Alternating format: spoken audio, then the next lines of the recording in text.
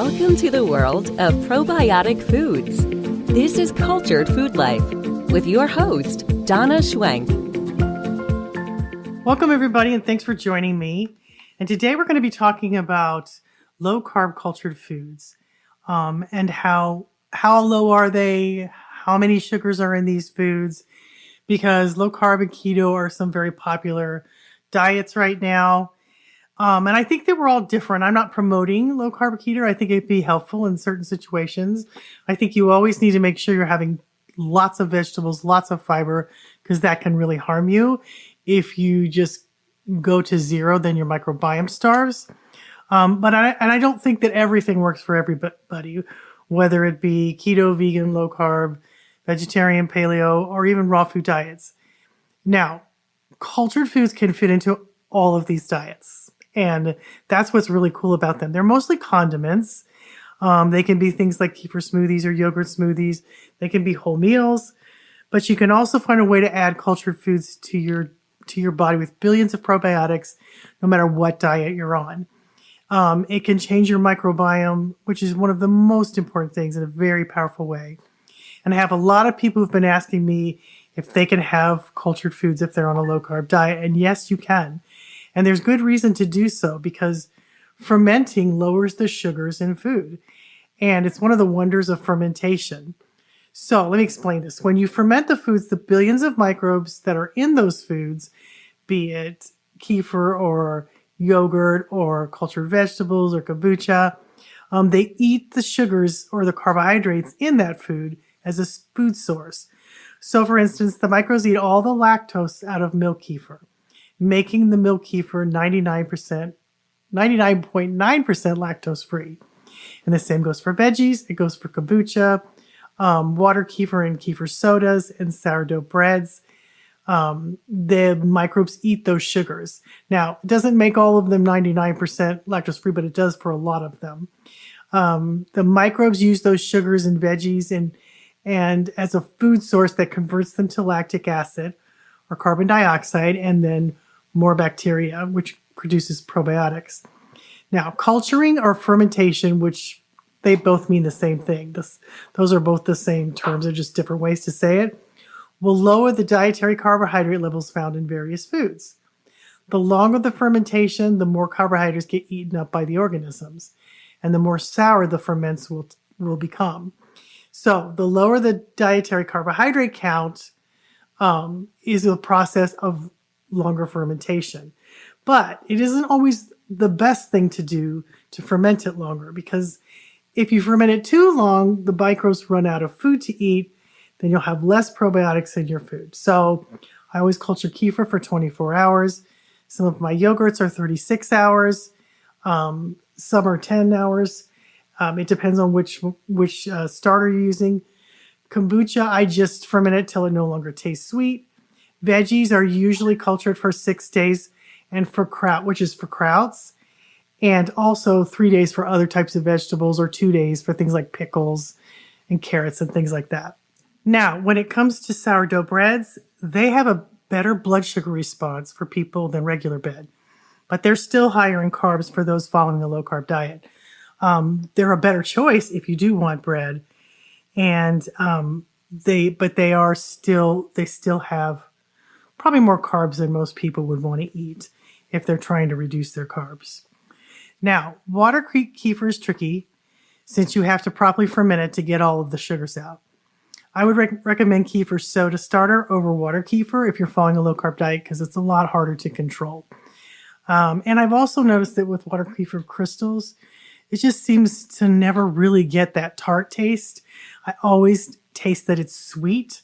So that I still think it's good. I still think water kefir is good, but I do think that it's more on the sweet side than things like kombucha or kefir soda that we have, which you can make with kefir soda starter, or you can make it with kefir whey.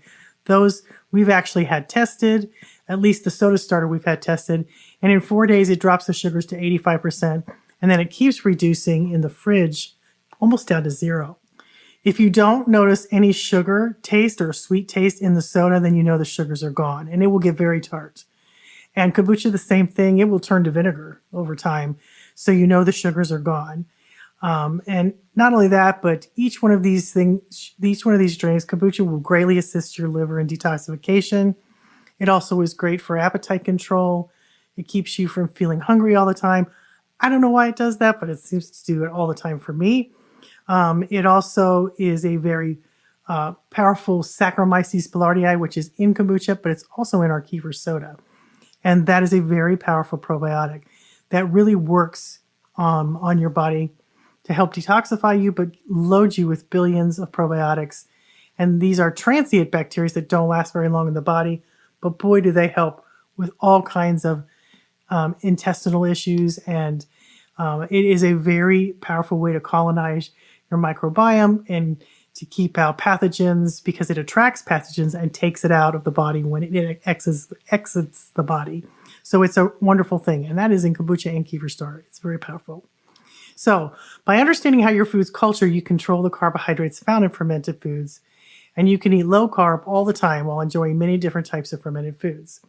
So to make fermented foods such as yogurt and kefir, the milk is always inoculated with the lactic acid bacteria. Those bacteria use up almost all the milk sugars called lactose and convert it into lactic acid.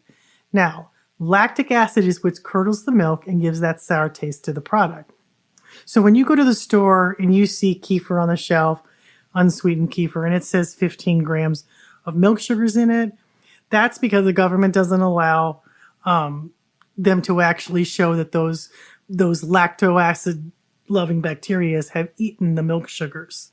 They just keep the product with the same carbohydrate count as the milk, but it's actually not true, because most of those, that's what's giving it the sour taste. Most of those, most of the lactose is gone in the milk. And if you eat any kind of dairy product and you're lactose intolerant, you won't really have any problems with kefir. And I've seen this with so many people. They can have all kinds of kefir and yogurts and things because most of the lactose is gone. And in kefir especially, most of the lactose is gone. And that's why it tastes so sour. So the milk sugars are gone. And you can have a plain cup of yogurt, buttermilk, or kefir, and only count like between 1 to 4 grams. Now, Dr. Jack Goldberg of the Go Diet has measured this in his own laboratory. And what he found was kefir was 99.9% lactose free. And, great for those who are lactose intolerant. And most commercial yogurts contain about 4 grams of carbohydrate. Now, that depends on if they're adding a lot of sugars.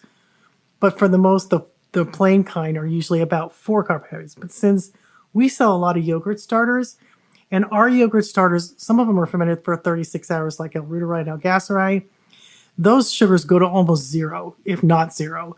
And that's why it tastes so sour. So it probably has like 1 gram. Kefir probably has 0 to 1 gram in it. And so that's a real good thing to know, that what they label on the yogurt at the stores is not really accurate, because they don't really have a way to say, okay, well, this one was fermented for so long, so it doesn't have 15 carbs, it has 4 carbs. And it would just completely vary on how long it was fermented, what foods were used. If added sugars were added, it would be a lot of work. So they just leave it with the carbohydrate count of whatever milk they used. And so just know that those yogurts at the store probably are higher than the ones you'd make at home. But you can control the carb count by making your own. And we have a lot of great yogurts that do a great job of almost dropping to like 1 gram. We have L-reuteri, L-gaceri, Yogurt Plus. We have Greek yogurts. We have a whole bunch of different ones. And so I wouldn't worry about the sugars in there. It's going to be very minimal.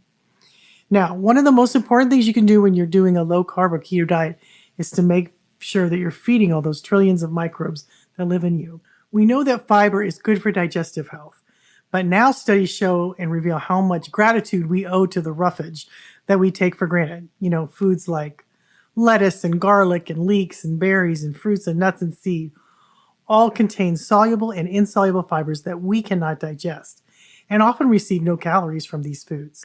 But our bacteria can digest it, and then they feed our microbiome, which makes that thrive and grow and multiply, and our inner ecosystem becomes this powerful force. Because microbes love fiber. It's how they grow and multiply. And as they grow from the fibrous food, they work to help you fight against intestinal infections. They keep the mucosal lining intact, which keeps out pathogens. They make, the speed of having a bowel movement is better. Everything gets better with fiber. As your microbiome grows and multiplies, it reduces the inflammation in your body and is a powerful force for wellness for you. Now, according to a study in the published online journal Cell, fiber deprivation causes the gut microbes in animal studies to begin to eat the mucosal lining of their gut. And that would be Akkermansia. Akkermansia will eat itself if it doesn't. It's the bacteria that's responsible for keeping your gut lining intact until it doesn't have enough food, and then it eats the mucosal lining. So that's one of the most important things, is to keep your Akkermansia, which is about a fourth of your gut bacteria, to keep that fed and happy. And it loves apple peels and berries, and it loves all kinds of fibrous fruits, and that will keep your gut lining intact, which is going to keep you intact, which is going to keep your other gut microbes intact. And it's a really important thing to keep eating a lot of fiber when you're on a low carb or keto diet, because it can cause complete erosion of the gut, and then that allows the invading bacteria to infect the colon. And researchers said their findings could have implications for possible uses of fiber against the effects of digestive tract disorders. And I've seen that in my line of work too. Things with irritable bowel syndrome, all of those types of things can be really, completely eliminated with the additions of probiotic foods and fibers. So the leading researcher, Eric Martin, explained in a recent statement that said, the lessons we're learning from studying the interaction of fiber, gut microbes, and the intestinal barrier system is that if you don't feed them, they will eat you. So when your microbes don't have enough food, this can cause the pH in your gut to shift, and the shift can favor the growth of less healthy negative endotoxin bacteria, such as Bacteroides, and reduce the growth of positive bacteria that are really healthy for your gut. Now, the American Gut Project states, as pH shifts, prospects for opportunist pathogens increase, as do opportunities for gram-negative bacteria like Endobacter to increase. And when you add this all up, it has a lot more shifts in the microbial ecology of the low-carb gut. You will certainly have a case of microbial dysbiosis. As the name implies, it's an imbalance. So this dysbiosis can lead to all kinds of issues: inflammatory bowel disease, autoimmune diseases, metabolic disorders, and the list goes on. So all in all, cultured foods are so wonderful. They add to your diet. They give you fiber. Some of them, especially cultured vegetables, kombucha and the drinks don't. And kefir doesn't actually give you fiber, but it gives you the microbes that allows you to eat some of those fibers that give you more nutrients from the food you eat. And since cultured foods are basically pre-digested because the microbes have broken them down, they enhance nutrient absorption, make you feel well and nourished. And I just don't go without them. They help me so much. So let me go over a couple of the low carb foods that you can have. You can have milk kefir, you can have non-dairy milk kefir, and you just ferment your kefir for 24 hours. And the sugars go to about 1 gram or 0. And the more sour it tastes, the less sugar that it will have. I recommend doing something called a second ferment with orange peel or lemon peel. So after you do the 24 hours, just take a piece of orange peel and put it in there. If you have kefir grains, take those out first, and then add them to fresh milk. But keep that jar that you just made, whether it's easy kefir or regular kefir with kefir grains. Add like a 6-inch or a 3-inch peel of orange peel or lemon peel. Stick it in there for an hour and then stick it in your fridge. This will allow the nutrients to increase. It will give you more B vitamins, more vitamin C, and it will feed the microbes, which will make you have more vitamins and minerals, will also allow you to have more probiotics. And it doesn't add any sugar. It just gives food to the microbes, which makes it taste better, tastes wonderful. I just love it, the way it tastes. It loses some of its sour taste because of the addition of the lemon or orange peel, and it's still very, very low carb. So that's a great... Kefir has the most probiotics of any cultured food. So, and it's just basically as low carb as you can get. Now, we have a lot of low carb yogurts. The bacteria, again, is mostly eating the sugars out of the milk. And we have non-dairy recipes too. And by the time you buy it or make it yourself, there aren't very many carbohydrates left. So it really depends on how long it's fermented and what you're doing. So the best way to do that is to make your own. We have lots of yogurts.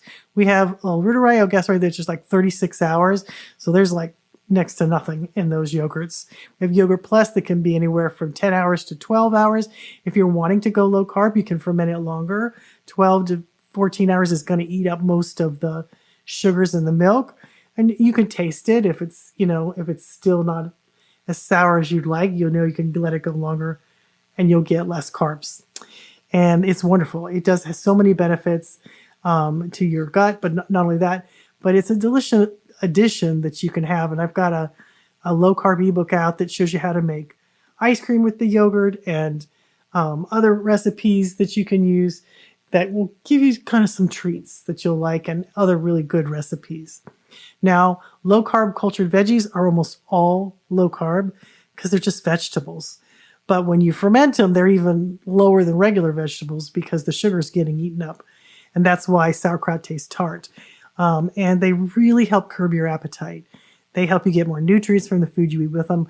And you just need like a spoonful of juice. It works wonders. It's very, very powerful.